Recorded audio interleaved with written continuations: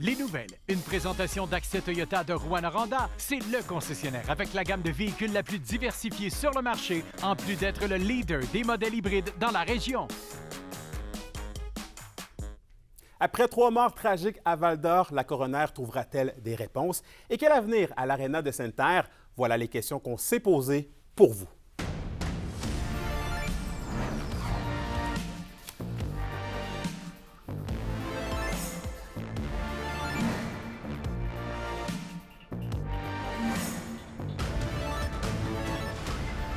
Ici Anthony Dallaire et voici vos informations. On débute le bulletin à Val-d'Or puisque le bureau du coroner a entamé ce matin une enquête au sujet de 3 décès. Des décès survenus après que les 3 personnes dont il est question aient reçu des soins à l'hôpital de Val-d'Or entre décembre 2022 et février 2023. Différents témoins ont été entendus ce matin, comme nous les rapporte Alexis Dumont. Ce matin, c'était le début des audiences par le bureau du coroner ici au Palais de justice de Val-d'Or concernant le décès de 3 individus survenus après avoir fréquenté l'hôpital de Val-d'Or entre décembre 2022 et février 2023. Il y a eu 5 témoignages qui ont eu lieu au courant de la journée, dont 3 ce matin ici au Palais de justice de Val-d'Or, dont celui du policier de la Sûreté du Québec, Simon Charpentier, ainsi que celui de Yannick Gawette, qui est le fils de Gilles Gawette, qui a été l'un des 3 décédés à l'hôpital de Val-d'Or. C'était le 11 décembre 2022. Et également, ce matin, on a pu entendre Mme Élise Gingras, qui est directrice de la résidence Le Jardin du patrimoine. Certaines informations supplémentaires mentionnées lundi matin sont cependant protégées par une ordonnance de non-publication. C'est la coroner Stéphanie Gamache qui est en charge de cette enquête. Elle est accompagnée de Jacques Ramsey. L'enquête qui va se dérouler jusqu'en décembre, début décembre prochain. Je rappelle donc les faits. Entre le 11 décembre 2022 et le 8 février 2023, 3 personnes d'origine autochtone sont décédées après avoir fréquenté l'hôpital de Val-d'Or. Les causes de leur décès restent en quelque sorte inconnues, d'où le pourquoi des audiences dans le but de tenter de faire la lumière sur ces 3 décès survenus à 3 dates différentes. Les 2 autres semaines d'audience auront lieu fin novembre et début décembre prochain. Pour ce qui est du reste de la semaine, d'autres témoins seront appelés à témoigner, dont 5 membres de l'hôpital de Val-d'Or, dont la chef de service, Mme Mélanie Rocher. L'audience qui va se dérouler jusqu'au 6 décembre prochain ici au Palais de justice de Val-d'Or. Alexis Dumont pour RNC Nouvelles. À Sainte-Terre maintenant, le centre sportif André Dubé reçoit 3,6 millions de dollars pour faire peau neuve. Félix Blacquer est donc allé sur place. On a différentes ligues sociales au niveau du hockey. On a le patinage artistique qui est ici depuis les débuts à peu près de l'aréna, le hockey mineur et depuis quelques années qu'on a une ligue au niveau junior qui est le Bécor. Le centre André Dubé, un service important pour la ville de Sainte-Terre, va recevoir une cure de jeunesse. Bien, dans le fond, on avait fait des appels d'offres et c'est ça ce soir, dans le fond, au conseil municipal, là, on va accepter au niveau d'une soumission, les soumissions qu'on a reçues. Les derniers travaux à l'Aréna remontent aux années 2009 et 2010. Cette fois-ci, ils s'effectueront dans le hall d'entrée, dans les toilettes des femmes et dans les infrastructures techniques des installations, partie la plus vitale des rénovations à venir. Bien, l'unité mécanique, en fait, c'est là où se trouvent les compresseurs, ma banque à glace, tous les éléments qui permettent, en fait, de fabriquer une glace. Lors des derniers travaux, l'unité mécanique avait été mise au goût du jour. Mais aujourd'hui, les pratiques ont changé et il existe des systèmes plus écologiques, ce vers quoi tend Sainte-Terre.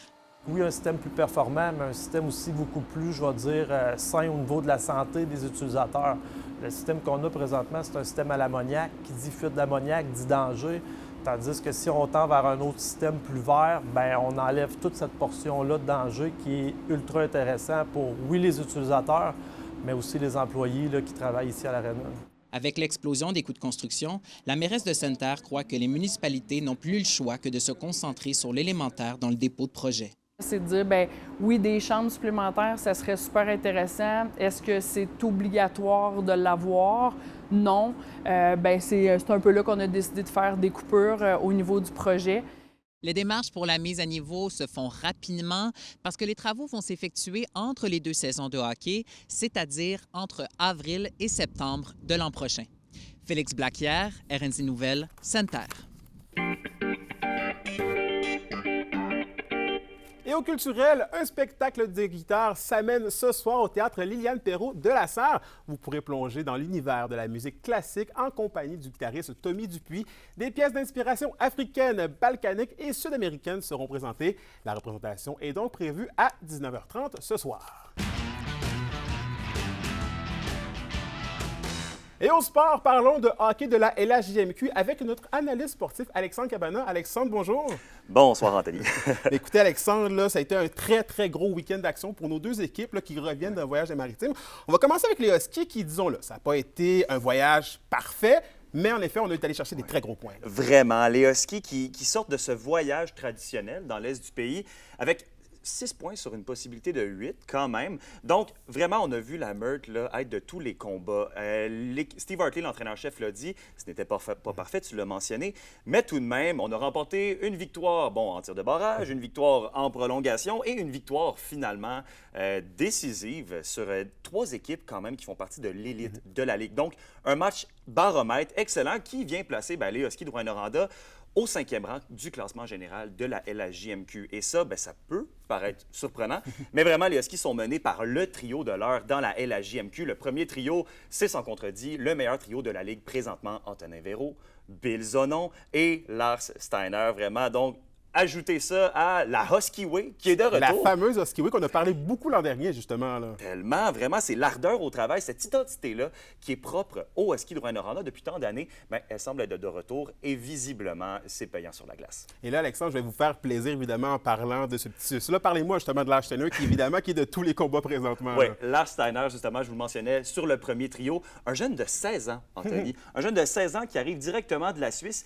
et qui, là, se retrouve à être un des catalyseurs offensifs les meilleurs de la Ligue nationale. Il est 3e présentement en termes de points, 27 points en 17 matchs dans la Ligue en tant que recrue à 16 ans seulement. C'est vraiment impressionnant. Et ce qui impressionne le plus encore, c'est que c'est un jeune qui est vraiment un agitateur sur la glace, en plus d'avoir un lancer élite. Donc, 16 ans seulement, c'est sa fête cette semaine. C'est vraiment une surprise exceptionnelle pour les Huskies qui n'attendaient pas un joueur de talent comme ça. Évidemment. Puis si on veut se rendre justement dans les séries loin, c'est des joueurs comme ça sur lesquels on va devoir compter pour pouvoir faire des points quand il faut. Ah oui, vraiment. En ce moment, c'est lui qui fait la différence. L'entraîneur-chef me l'a mentionné ce matin. Là, je vais essayer d'être un peu positif parce qu'on vient de parler des Huskies. Parlons des Foreurs. Tu sais, évidemment, ça a été un peu plus difficile parce qu'on parle quand même de 17 buts contre en 3 matchs avec un seul petit point de tout le week-end. Là. Oui, 17 buts contre, mais l'offensive était au rendez-vous. Ça, c'est clair. Ils ont marqué 4 buts dans une défaite, 4 buts dans une autre défaite, et là, 3 buts dans une victoire, dans une défaite en prolongation. Donc, l'offensive est de retour, mais c'est la défensive où le bas blesse présentement. C'est une défensive qui est composée de jeunes de 16-17 ans. C'est la plus jeune défensive de la Ligue, regorge de talent. Ça, c'est clair. Mais vraiment, il y a encore des choses à travailler pour les Foreurs parce que présentement, je ne sais pas si tu as vu, mais ils sont avant-derniers. Avant-derniers, donc pas de place pour les séries pour l'instant. Là. Ben non, parce qu'on coupe les 2 derniers de la Ligue, ne font pas partie des séries. Et là, ça fait déjà 3 ans que les Foreurs ne font pas les séries. Donc, en effet, le bas blesse un peu. Le bas blesse, ça serait un record, vraiment 3 ans sans faire les séries. Donc, le temps presse pour les Foreurs. Mais on est au quart de la saison. Tout peut encore arriver. Le pire est derrière eux, selon l'entraîneur-chef des Ruisseaux. Parfait. Donc, les prochains matchs sont à surveiller pour quand? Oui, c'est ce week-end. Donc, les 2 équipes de l'Abitibi qui vont recevoir la visite de l'Armada de Blainville-Boisbriand et des Tigres de Victoriaville à la maison. Parfait. On suit le tout. Merci beaucoup, Alexandre. Merci. Et finalement, la météo de l'Abitibi-Témiscamingue pour ce soir et cette nuit. Préparez vos parapluies et vos imperméables puisque ce sera de la pluie intermittente jusqu'à demain. On parle de minimum de 7 degrés pour l'Abitibi et de 9 degrés Celsius pour le Témiscamingue. Pour la journée de demain, c'est encore et toujours de la pluie pour tous les secteurs avec des maximums entre 13 et 14 degrés Celsius. Et finalement, en aperçu pour mercredi, c'est des averses avec des maximums de 7 pour l'Abitibi et de 9 pour le Témiscamingue. Et voilà, c'était vos informations régionales. Merci encore une fois d'avoir été des nôtres. Comme vous avez pu le constater, nous testons une nouvelle formule pour le Bulletin Nouveau. Des entrevues avec des nouveaux collaborateurs et des reportages exclusifs sont à venir dans les prochaines semaines. En ce sens, si vous voulez donner votre avis ou pour simplement ne rien manquer, rendez-vous sur notre YouTube Nouveau Abitibi et sur notre page X. Bref, on se dit à demain pour la suite des choses. D'ici là, prenez soin de vous.